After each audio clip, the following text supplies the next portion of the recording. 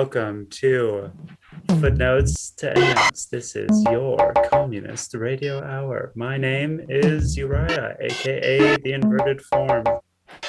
My name is Owen. Welcome to Welcome. Footnotes for the end of the notes. So, how has your week been, Owen? What have you been up to? How's Montreal going?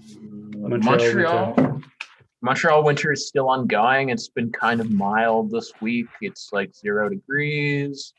The curfew just got extended for another month. So RIP games. R.I.P. games. Although the bookstores are going to be opening back up soon, tomorrow actually. So I will be able to go blow all of my Trudeau bucks on literature. I'm gonna and you can make brain gains. Brain games, exactly. I have about 4 or 5 used bookstores in Montreal that I go to. One distinctly like anarcho-communist themed bookstore, and then the others are just general literature, nothing too specific. Right. How's your week been? What's new with you? Not a whole lot, just been reading Hegel. I'm in a Hegel seminar that's going quite well. Hegel's very intense, but he is a lot better of a writer than Kant. Like, he's kind of on a similar level in terms of difficulty to understand, but like he has a distinct style. He has like literary flair. He was friends with like a lot of poets and artists growing up, and I think it really shows. Like, he went to college with like Schiller or something, and yeah, he like spent a lot of time with a lot of poets, and it really shows in his style. He has like a lot of like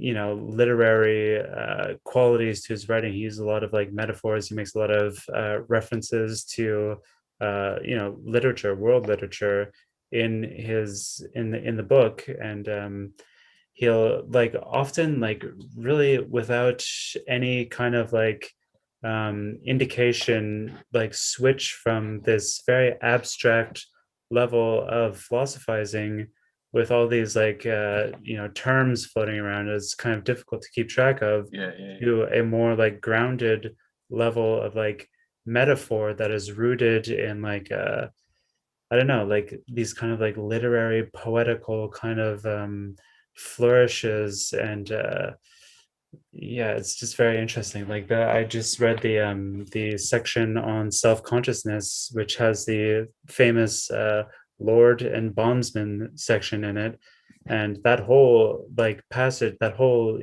segment of the book is very literary, very poetical.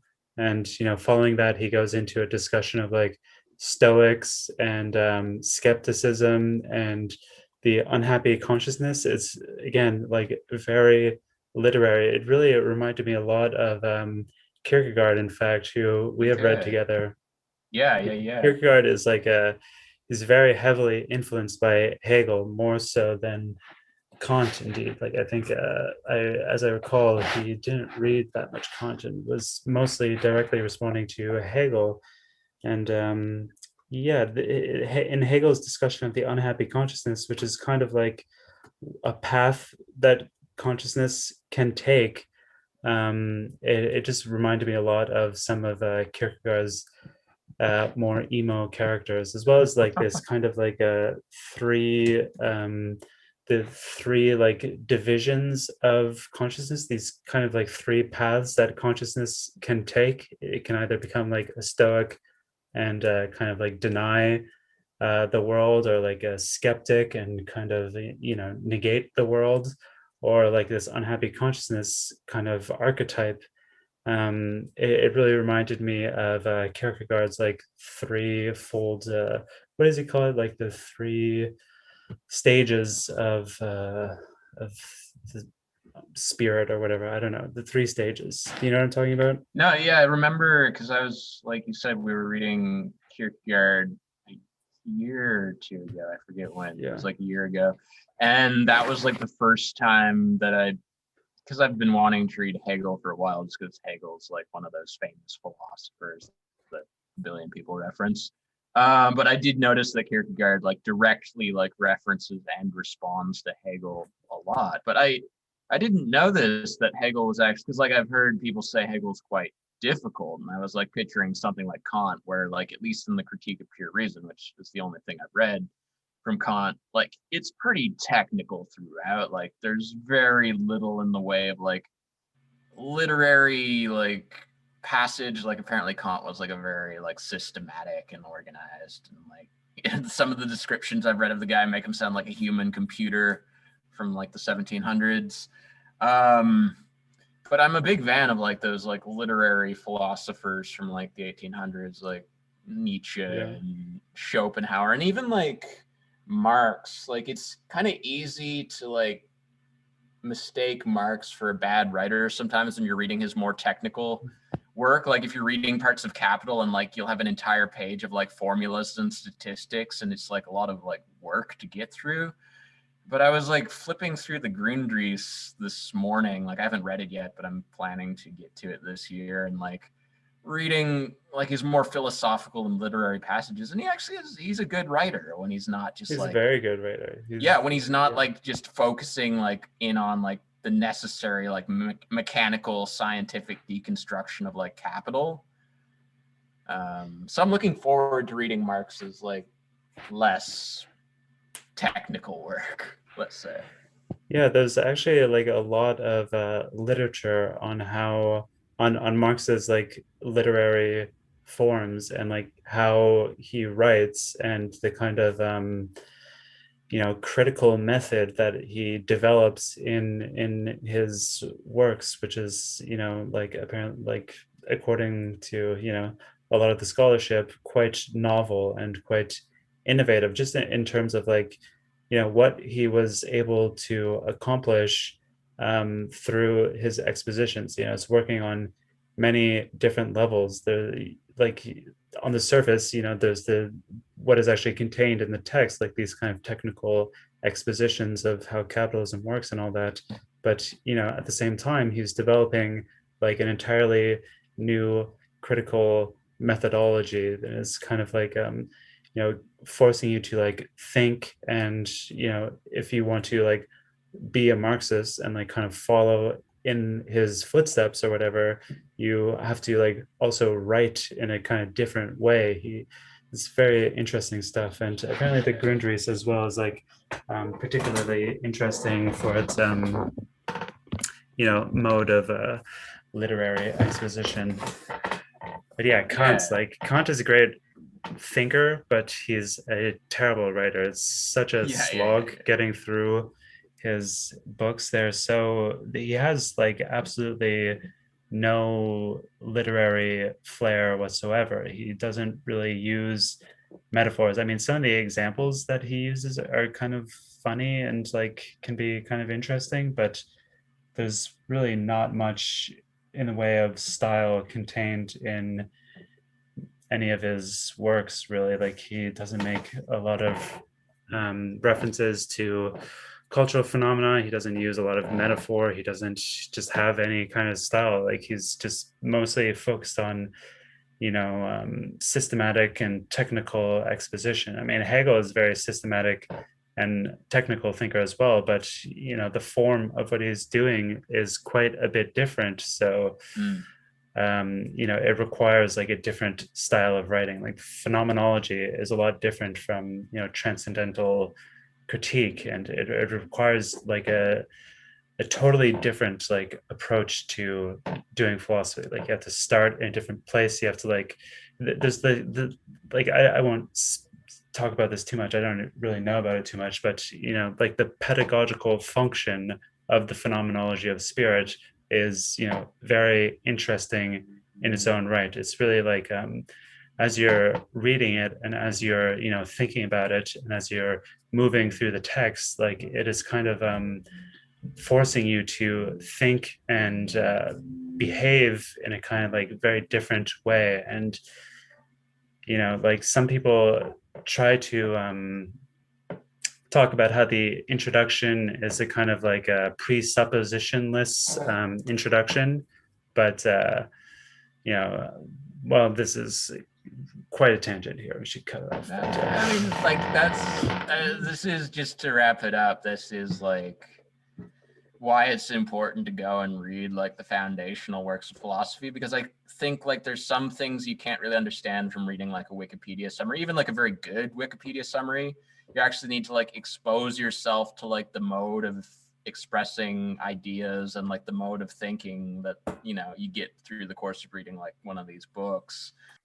yeah, there's something like very, I don't know, something very unique about phenomenology as a method, just because of the way that like you're moving through thought and like thinking about thoughts and like noticing how thought occurs and like noticing the different objects of thought and their relationship to each other and stuff. So it's like very complicated. And what I was going to say about the introduction is that it's like there's some people who try to say that the introduction is a presuppositionless starting point, but such a thing doesn't really exist, and it cannot exist. The purpose of the Mm. introduction of the phenomenology of spirit is he really just jumps into the text, jumps into the process of thought, and takes it as it is. Like he starts where he is, where you are, where we all are, which is in the middle of thought, and takes it from there. And it takes like several chapters before he gets to a real foundation point in self-consciousness. Like he has to kind of like unravel all of the presuppositions that necessarily occur in thought, and from there he's able to get into something more foundational with the phenomenology. Anyway, Nice. let's try to move on from here. Right. So we're talking about gather us from among the nations, an essay in Endnotes Volume 4. It's about the February 2014 protests in Bosnia Herzegovina.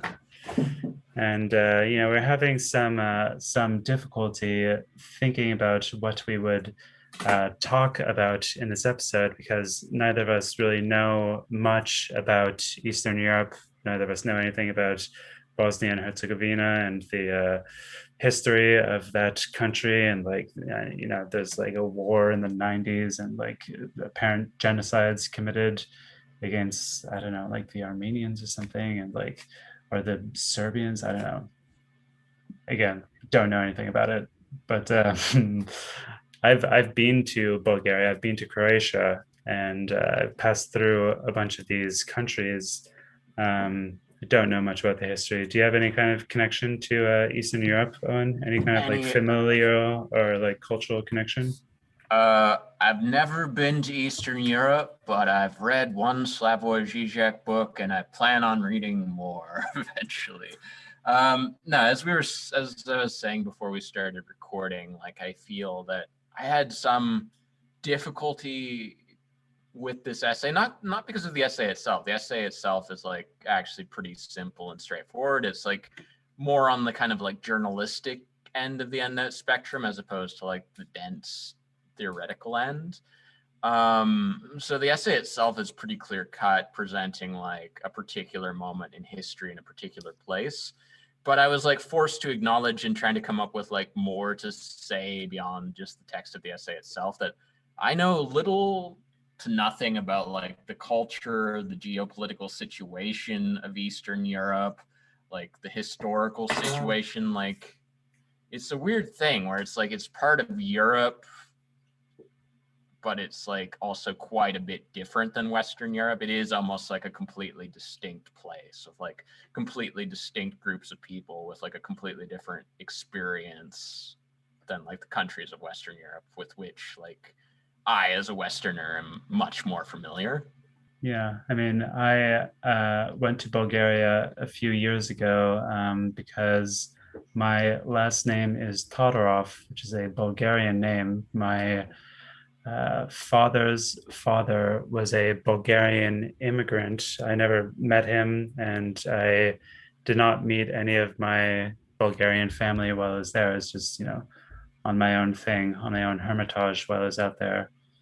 Um, but yeah, I guess I have like some kind of family connection to Bulgaria. I don't, again, really, it's tenuous. Like I'm much more in touch with my French side of the family than with my Bulgarian side of the family, which is like quite, just a quarter of it. But Right.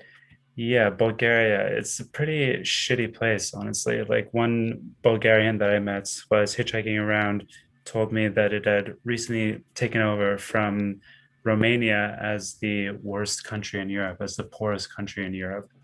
Um, and it really showed, like when I was, walking around like some of the bigger cities like Sofia and the other place I spent a lot of time in, I think it's called like Varna. It's like a kind of like town on the Black Sea, but there'd just be like, like fields of like rubble everywhere, and like the trains were all so old, and like everything was like quite broken down and shitty. Um, and old, and like, yeah, there seemed to be like very little economic opportunity for anybody. Like apparently most of the young people have to like emigrate to Western Europe. I guess Bulgaria is in the EU, so you can move to Western Europe and like get paid much higher if you are able to find a job, which I guess is kind of something that comes up in this essay, is the idea of like Bosnians working outside of Bosnia, outside of their home country, and sending a lot of the money back. And like that's apparently like a significant portion. Like what is it? Like a Yeah. quarter of the GDP comes Something from, ridiculous. yeah, it's people like sending money back home. It's kind of insane. But yeah, Bulgaria is a really fucked up place. Like when I was walking around, I would see like graffiti, like swastikas graffitied like pretty Oh wow. often. I translated a few of the because like they use the Cyrillic alphabet over there, which is quite alienating. It's quite freaky to like be in this country that's both extremely poor and speaks another language, and also Right. has another alphabet. Like I've Yeah, traveled yeah, pretty yeah. extensively, but generally speaking, the countries that I've been to all use the Roman alphabet. But then being confronted with this foreign alphabet it really adds a whole new dimension to traveling. But I translated a few of the phrases, and they're all like kind of Nazi, Mm. ultra kind of like slogans. Don't remember what they are, but I do remember references to like the ultras, which are I guess like the football clubs, and I guess they can go either way. Like I thought they were most associated with like the right and like the far right, Yeah. but in this essay they talk about how these protest movements in Bosnia Herzegovina were organized in large part by factory workers, provided the initial momentum, but then from that, like these football clubs really kind of took off and took over the organizing, and really like developed it into a kind of like nationwide, like widespread protest movement that actually like that they're discussing in this essay. Yeah. Which is like I guess everyone in Europe just really likes football. Like if any Yeah, European people are listening to this, please leave a comment and explain. I mean, football's a great sport, don't get me wrong, but like you guys really fucking like football. well, people all over the world like football. It's really This just is in true. This is true. our shitty North American countries that we don't have the same love of football. Passion. Wait, this actually gets to like a broader, serious philosophical point. Like as I was like listening to you explain like going to Bulgaria and like it feeling very like unfamiliar and alien and different, even though like you're one quarter Bulgarian heritage.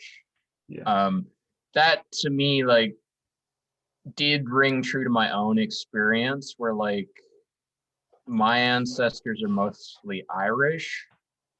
but like the fact that I'm not even entirely sure like what percentage Irish I am, like kind of speaks to how little I actually know about my history. Like I think this is like no matter what like European country or mix of countries your like ancestry emerges from, like the general case of like white people living in North America in the 21st century for the most part, like maybe I shouldn't speak for everybody, but I feel like most people are very disconnected from whatever sort of like European cultural roots they might have had like 100, 200, 400, whatever years ago. Okay, so let's just give a quick summary of this essay and The what they're actual talking content. about. All right. Okay. So here's my attempt. So in 2014, in February, there was a wave of riots and protests that swept the country of Bosnia and Herzegovina, wherein there are I guess, three ethnic kind of identities that are present. There's like Serbians and Yugoslavians. I really shouldn't even be fucking talking about this. Bosniaks, Croats, and Serbians, I believe. Yes. So there are these three ethnic identities and that are like in opposition to each other because there's a long history of turmoil and strife and war and conflict. But this wave of riots was still able to unite people across these different lines, and it started with some workers in a factory in a gray market factory. Apparently, these factories are mostly used by like corrupt business people to kind of launder money through, and they don't really care about the workers at all. They don't really care about even whatever it is that the factories are producing. And generally, when they are no longer, able or willing to pay the workers their wages, they will just stop paying them rather than, lay them off officially. So there are workers sometimes who are going years without receiving any wages for the work that they're doing, and they also don't receive any kind of social benefits. So these workers started protesting. Like, I guess every week they would gather at a certain time and place in a certain city, protesting, their lack of payment on the part of these corrupt officials, and that took off, and these football clubs and these student movements, as well as they talk about how there's this preceding protest movement on the part of like women who like their babies that were born at a certain period weren't given like social identities, like identity, basically a birth certificate. So they were not eligible to receive any kind of like medical treatment, and nor could they leave the country. So like some babies died, and a bunch of women, like, and other people as well, protested that, and that was kind of like an important like immediate predecessor to this movement that we're discussing now.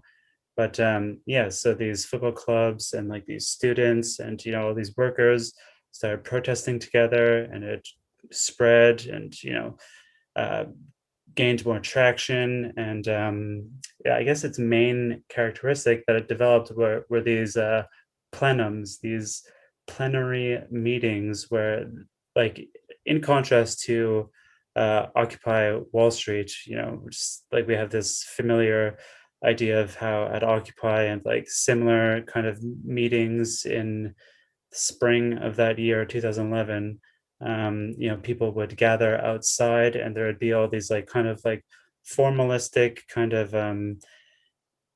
like procedures for like bringing tabling motions and like being seconded, and like the people's microphone and all this sort of thing, which is all fine and good. But in Bosnia and Herzegovina, in this movement, I think it's interesting that they were not meeting outside. They specifically wanted to meet indoors, and they also talk in this essay about how um, speakers, everything that they were saying was like projected on a screen, and the meetings were video recorded. And apparently, this is a reaction to the very high level of corruption that is present in the country and is present in so many Eastern European countries. They wanted everything to be very transparent and on the record in order to at least symbolically kind of like fight against corruption. So yeah, this movement, is spreading, gaining momentum, gaining traction. Lots of people participating across the country, as well as in neighboring countries. And eventually, it kind of petered out and basically came to an end. And that's kind of when, because like this edition of Endnotes came out in October 2015. It only came out like a year after this movement um, was happening. So it's pretty like new for an endnotes essay. But Mm.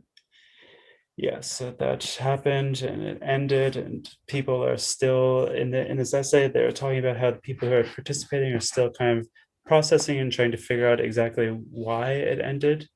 Um, but yeah, that's the basic outline. Do you think I missed anything on? No, no, that's pretty good. I would like to comment more generally on what you were just saying, that like I think that is a difficulty with like EndNotes work, is like it's hard to like form a narrative out of a lot of the stuff that they are like describing in their various pieces, like even things that like, the last essay we read over the last 3 weeks, like, it goes all the way back to the 1800s, but it's still this general theme of like examining things that petered out or that were like kind of ambiguous or that didn't have like a clear conclusion. Like I think like what they're highlighting throughout their work more than anything is that like the struggle that they're describing in each of these pieces is something that's still ongoing and developing. And in fact, like when you get to these more recent works and like volume 3 and 4, like a lot of it feels very familiar to like the present day, to the point where like, if you read like the essay about Black Lives Matter in this volume, like there's a lot of passages that you would think they were talking about 2020 if you removed like the names and like the dates. So yeah, it is kind of difficult in that sense, because you read all these pieces and like they're describing like, clear phenomenon and strong emotions and like at times like feelings of revolutionary fervor, like in this essay and the ones about the UK protest waves, about like the BLM protest waves, about the workers movement. Like there's all these moments of the last, 150 years or so where it felt like there was like a rising tide, like a growing tension, like things were reaching a breaking point. And yet here we find ourselves today still in this kind of like ambiguous flux where it feels like something's bound to happen eventually. Like you look at all this corruption, you look at all this like widespread dissatisfaction, like you start having a workers protest and suddenly like the whole population of the country is on board calling themselves like the 99% or whatever. And yet here we are. So yeah, I do find that interesting. There is kind of this element of anticlimax to a lot of like endless work, and Yeah, it I mean, almost seems like explicitly intentional. well, I mean, I guess it's hard to put an end to this narrative that is still ongoing. And I mean, they don't really want to, because like it's only going to end when we, smash the state or whatever. But Mm-hmm. yeah, I mean, they do talk about workers' struggles as like ebb and flow, um, which I think is a more helpful way to understand these sort of things rather than kind of like a linear progression. Like things rise up and then they kind of like die back down and then they rise back up again, but they kind of like continue a little bit or like develop on where it was in its previous um, like high point. Um, but I think that that kind of like gets us into one of the more like theoretical points in this essay that we can talk about, which is like the composition problem. Um, it's something that they have spoken about a lot, quite extensively. It's kind of like a really dominant theme, a really key theoretical point for them, in their like criticism of the history of workers' struggles, from the perspective as communizers. They see all of these struggles as based around the identity of the worker, which for them is inadequate to the task of actually overthrowing capitalism. Um, and they acknowledge the problem of like how to compose like a widespread social movement, a movement that can accommodate all of the oppressed classes of society. Like you can't unite them on the basis of them being workers, because not everybody is a worker, and that is not like the basis of everybody's oppression, nor is it the basis of everybody's identity. um, so like how do you compose this movement, this movement that is necessary to overcome capitalism? I mean, they have not really. There's some like challenging kind of provocations for how to do that. Something about like unity and disunity, or some kind of like vague like theoretical mumbo jumbo. But basically it has not really been proposed in a concrete way, nor does it has it because it hasn't been done in reality. Yeah, Like yeah, yeah, yeah. um It's like what all what's just like what all people who are like really interested in investigating theory and like taking it seriously, we're all like trying to kind of figure it out or at least push the ball forward a bit. But like, there's a reason why this, like, Karl Marx read his work like 150 or whatever years ago, and he wasn't even like the first person to write about like the problems of capitalism by any means. It's a complex and like evolving problem, and who knows where it's gonna like move towards. yeah. And like I think a lot of the solutions that get proposed, like especially from like liberals and people on the right, maybe like the less radical, like the conservatives, like neocons and stuff, is they kind of just like their solution they propose to the problems of the modern situation is kind of just to like arbitrarily push the clock back to like an earlier era, like oh, let's just go back to like when people had like satisfying factory jobs and like people actually like their work, or like let's go back to like a more like pastoral, like rural kind of like just small agrarian villages or something. The problem that like these proposed solutions don't address, I mean, beyond the fact that like they're not really proposing a way that you get people to just like make such a radical change to like the entire social apparatus, is like the historical moments they point to were in their actuality still infused with the same sort of like progressive mindset, this like drive to like maximize efficiency and develop technology that led to the present situation. So like it's not actually a solution to say let's just go back to this era that we're nostalgic for, and we're gonna like this time we'll just arbitrarily like put the brakes on and stop progressing and basically just like live like the Amish or something. Like like obviously that's not actually gonna work. Right. No, it's certainly not. But I thought one of the more interesting points that they offered in this essay on this topic of the composition problem, which again is something that they have brought up many times, it's like constantly recurring throughout their work, is like kind of tying it to this like idea of these protests or these movements that don't have any demands. Like we're all familiar with how Occupy Wall Street didn't really have any demands, and the George Floyd protests from last summer, there weren't really. I mean, I guess abolish the police or defund Mm. the police emerged as a demand, but whether or not you can like really attribute that organically to the movement itself, I think is a bit up for debate. But I think we're all familiar with these movements that don't have any demands, like the riot wave in the UK in 2011 that they write about, Occupy Wall Street, and the whole like Arab Spring kind of movement. they were characterized as, not having any concrete demands, and they were discredited, for that reason, on that basis. If you don't have any demands, how can we, like, do what you're doing? How can we, like, get you to stop protesting? Like your protest is just infantile vandalism unless you have real concrete proposals for how we can, you know, satisfy you.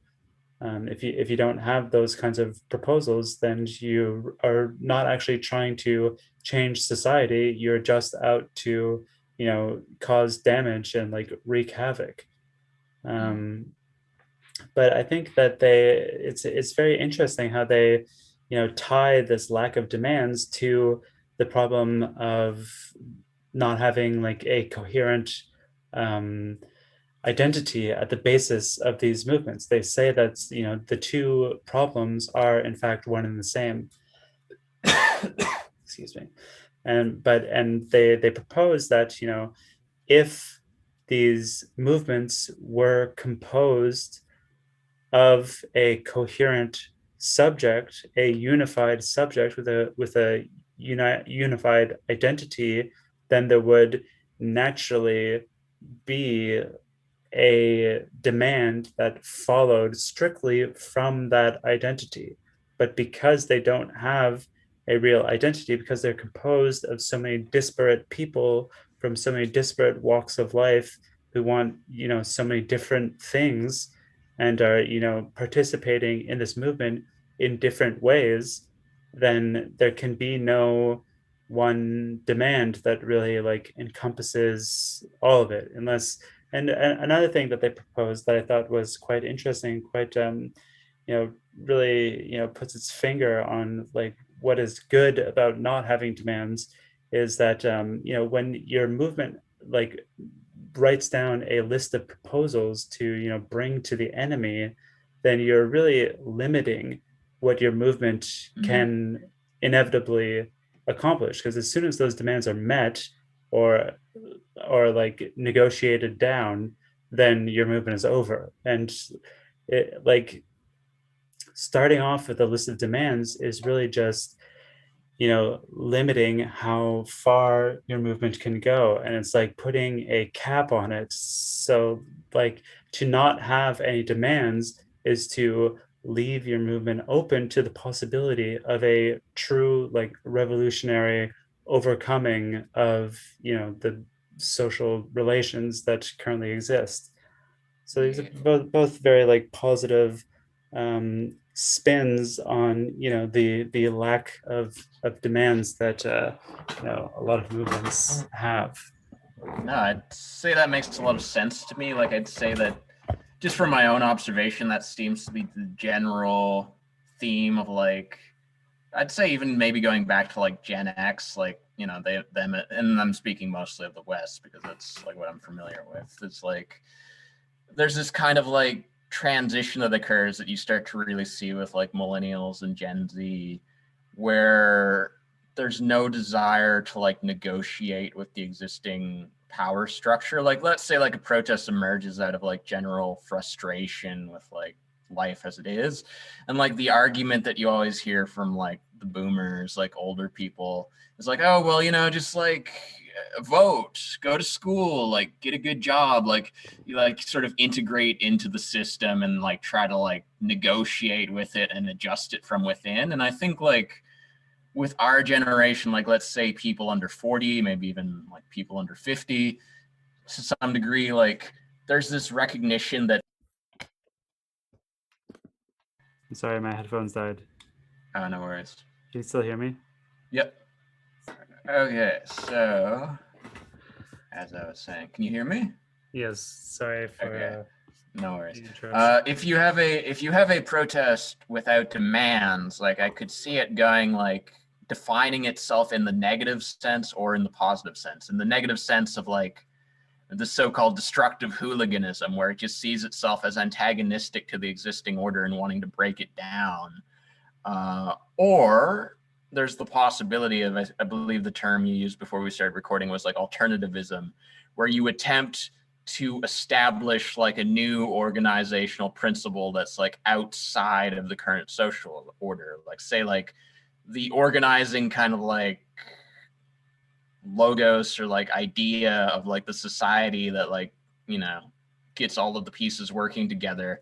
If you want to like create something that's fundamentally outside of it, there is this idea that maybe you can just go and create it. And initially it might just be small. It might just be like, you know, it might be like one of these like this phenomenon you saw in 2020 where people would just take over like a couple of blocks of a city and then like start like distributing free food and trying to like grow vegetables in a town park. It might like initially be a very small and kind of like easily mocked kind of like, you know, like gesture, but like there is something real there. There's this attempt to like say like, you know what, we're just gonna like start trying to provide for the basic needs of human survival and like cultural stability in like a new way, just using our own ingenuity. And like the idea there is like if you could get something that actually had like a degree of anti-fragility and like staying power, it would slowly grow over time. You would slowly draw more people into it who would want to take part in it and like, you know, actualize their life through it rather than just sticking in like the current like capitalist order.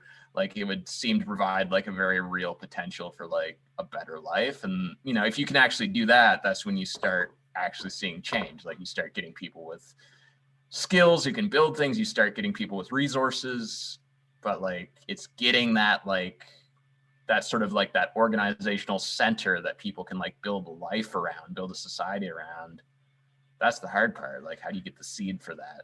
Yeah, I mean, I'm not really convinced that that is the way to do a revolution. I mean, that kind of prospects has like very limited scalability. Like there are 300 million people in the United States. There's no way that, you know, growing vegetables in the town square is going to be able to, you know, sustain them all or even sustain like a significant number of them.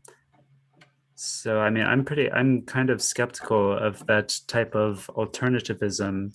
I think that, you know, the best that it is able to provide is a kind of like symbolic, like starting point or like a symbolic, like breach with, you know, the status quo. Um, Yeah. but I think that, like, I mean, you know, in order to like, I think that there is something there, like the future like way of organizing each other socially or relating to each other socially is going to kind of, I think, look something like these kind of small scale communes. But you know, there's a lot of stuff that needs to be changed before it makes any sense to be like mandating that 300 million people like organize themselves in that kind of way. Like we need to build Yeah. and well, we need to like deconstruct a lot of the presently existing infrastructure and build up a new type of infrastructure. We need to, you know, get people out of cities, get people closer to their food production. You should go back and listen to my interview with Jasper Burns where we talk all about this sort of thing. But yeah, I think that that kind of alternativism is a bit limited, except as like a kind of symbol. But I do think that you know, something you said is pretty interesting about how these kinds of like alternative practices, like living in the town square, occupying and like you know, setting up these temporary autonomous zones, can be, you know, kind of connected to these social movements that don't have any demands. And you know, when Endnotes and other communizers talk about you know, a communizing revolution, they kind of talk about how um, like the way to do a revolution is not to like build a vanguard party, seize control of the state apparatus, start reorganizing production, you know, give workers the ownership of the means of production, et cetera, et cetera. They're Mm. against that whole like old school kind of Leninist vision of how to do a revolution. What they want to do is to, you know, dissolve all the mediating social structures, like no more unions, no more state, no more gender, no more race, no more any of these sorts of things. And they want to, they believe, at least this is what I've gotten, that, a communizing revolution, or like the real communist revolution, is going to happen when the people are able to like figure out, in the course of a struggle, in the course of conflicts and strife with, the capitalist overlords and with, the repressive state apparatuses, when they're able to figure out a way of relating to each other that is unmediated.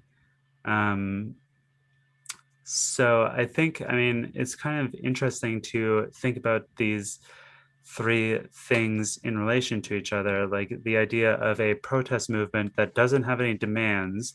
And so, as you were saying, it's kind of like naturally drawn to this form of alternativism, like that is, if we're, being charitable to such a movement and saying that it doesn't have any demands because it really wants to go the distance and like do a real revolution, which is not necessarily the case. Like it could just be that it doesn't have any demands because it is Mm. not well organized, or Yeah, because, yeah, yeah. or for any other myriad reasons. But if it is true that they really want to go the distance and do a revolution, and they don't want to limit themselves by, putting forth some demands that, are limited in so many different ways, and then they like start to, like build their alternative to society, to build a new present, a new way of relating to each other in the form of, these temporary autonomous zones and whatnot. I mean, and then, thinking about how a communist revolution in the communizer sense is going to be about like, dissolving these mediating social relations, and, figuring, I don't think that the kind of alternativism that is on display at like at an Occupy Wall Street, for example, or at a temporary autonomous zone, is really what Endnotes are getting at. Like there's Yeah, nothing yeah, really yeah. new about that. And it's just not really like widespread enough. It's not really, I don't know.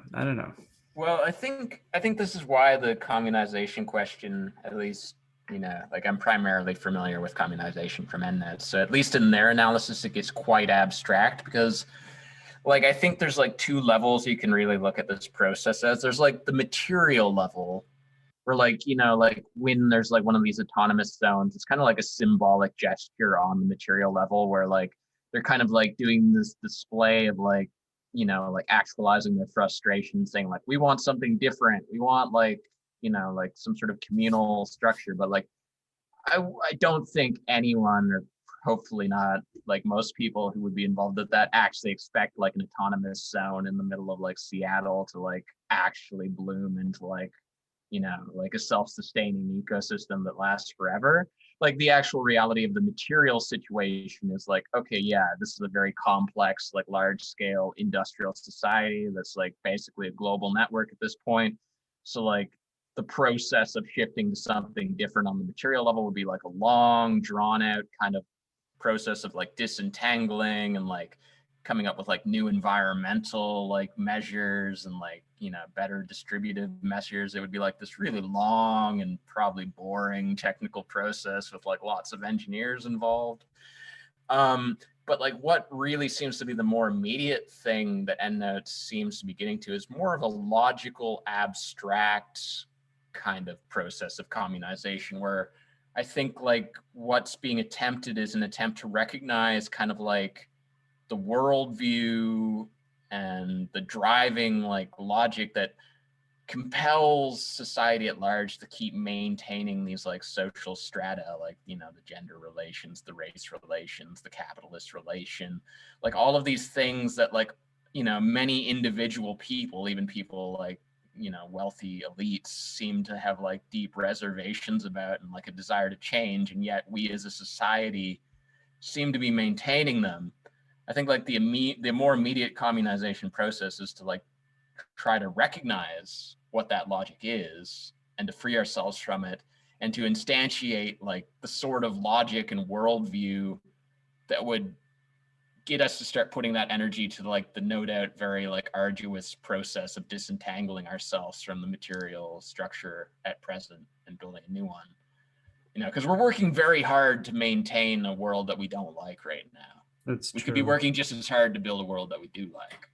Well, I mean, it's very difficult. I mean, we are working hard to maintain the world that we don't like simply like because the world is very, it's clever in the way that it's set up. Like we are sustaining it simply by fighting for survival. So it's not like, the proletariat really is like actively committed to maintaining the capitalist order in most cases, but it's just that they are doing so automatically by surviving, by working in order to, get money to reproduce themselves from one day to the next.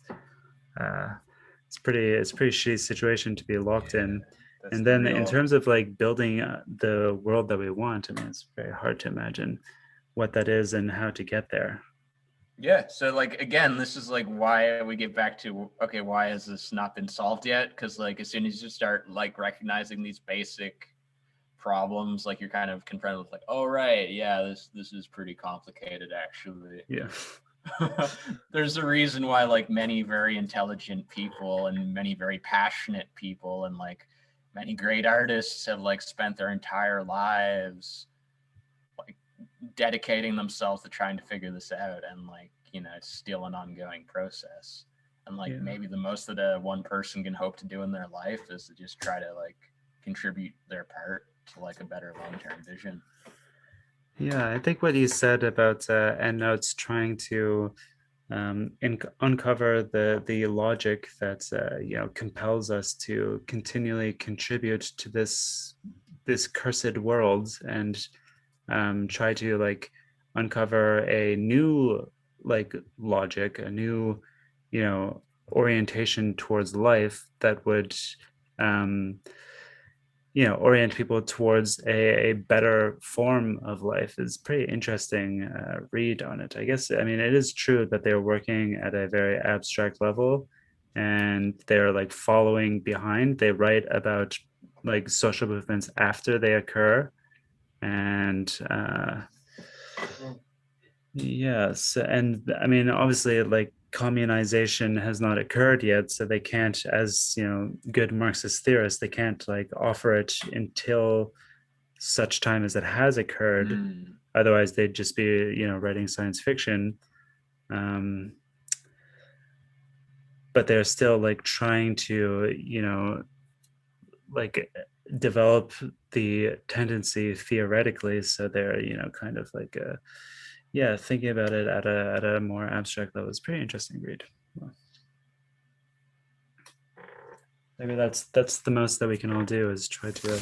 But I guess the conclusion of that is that like what the communizer can do at this stage is really to just like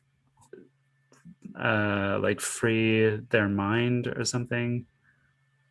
Yeah, like try to like this is I mean at least like just speaking to my own life like try to recognize like the way in which the order I was born into, like call it capitalism if you want, or like whatever this thing is that we experience that we want to change, like recognize the way it has informed like my sense of desire, like the things I want out of life, like the kind of presumptions I have about myself and other people, to like become more conscious of like the particularities of that and like the potential for it to be different.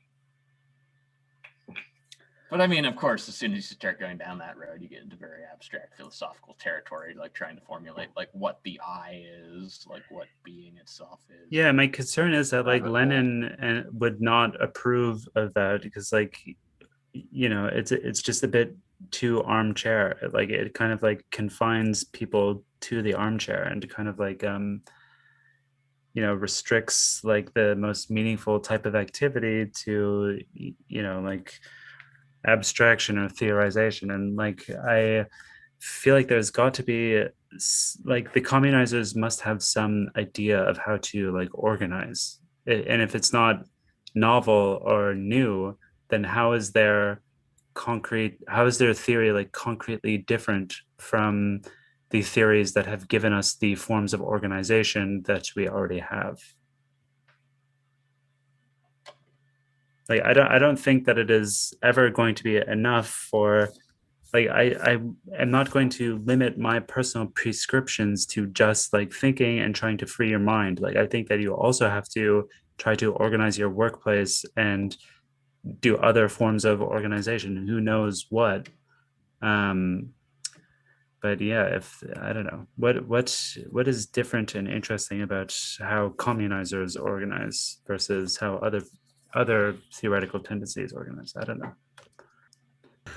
Yeah, my interest, like I definitely don't want to confine myself to like armchair philosophizing, but like at the same time, like I do feel this need to like sort of do like a preliminary exploration, like with whatever free time that I have, like that I can dedicate to this project, to exploring like the various like ideological and like theoretical like schools of thought that have emerged in this general area.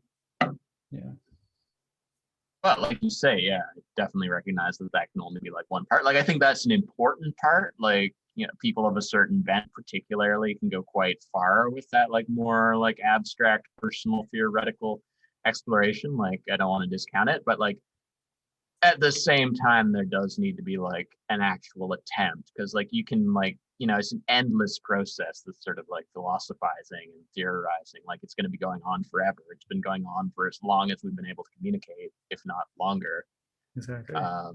But like eventually you do need to take some sort of decisive action in life, like whatever it is you're trying to accomplish. You got to like take that leap of faith, move forward without like knowing exactly how it's going to end up. Right. Shoot your shot, basically.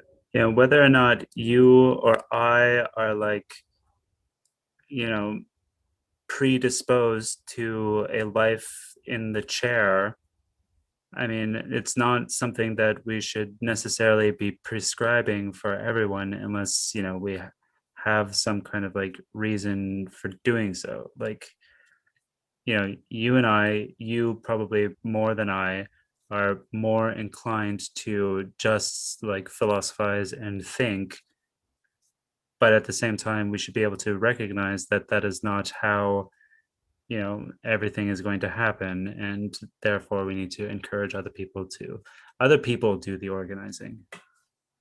Oh, certainly, yeah. And I think this is what I was saying, like either last week or the week before, is like I do think there's like a lot of like, you know, different types of people with like natural inclinations. And like I am someone that like my whole life I've like tended more towards like the abstract and like the theoretical and the ambiguous, and like recognizing that like there's always like another question to ask, another angle to examine things from.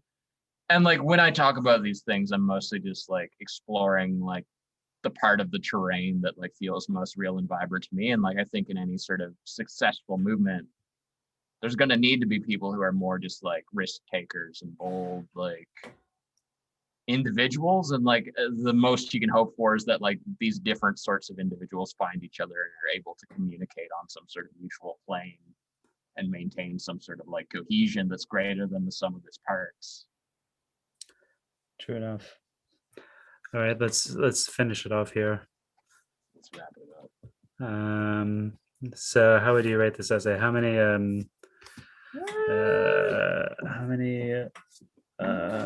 sauerkrauts out of Sauerkrauts? What does sauerkrauts have to do with communism? Eastern Europe, it's maybe? Eastern European. Okay. How many bowls of borscht would you give it? I gave the one last week 3 out of 5. I'm gonna give this one also 3 out of 5. Like I thought maybe it was like a little insubstantial. Like it was like kind of a slice of life. Yeah. You know, it was like it wasn't bad. Like I think like this is a topic that I'd like to read like a book about the like political situation in Bosnia. But like the essay itself was like 30 pages, so you can't really go to any great length on any topic in that length of time. Yeah, it really brought it home that Endnotes is more of a magazine than a journal or a book series. Like I feel like from numbers 2 and 3, it was really, this is something that I was saying last time, but it was really more of like a book series. It's kind of like developing within itself, but this really felt like something kind of just like there because they thought like the readers might like it. You know what I mean? Yeah, that's like the biggest problem I had was like it felt like a worthwhile subject, but like the article itself, I was kind of like, what is the purpose of this article? Like what am I learning? Like I don't want to criticize it too harshly, but there was like certainly a feeling of like, okay, like what am I taking away from this beyond just that like my general level of information exposure has gone up? Yeah, yeah, exactly. Like it's good stuff. It's just not totally brain bending. Probably not substantial enough to be basing an entire podcast on. Um, all right, with that said, thank you for joining us on another edition of the Footnotes to Endnotes podcast. We have a Patreon where you can support us for a few dollars a month, and I'll be able to buy a new microphone. You also have a Discord. If you support us on Patreon at $3 or $5 or $10, then you get a invite to the Discord, or you can just send me a DM on any social media platform and I'll send you a link and you can chat with us. You can, start joining in on a research community. And yeah, see you next time. Next time. Bye. Bye.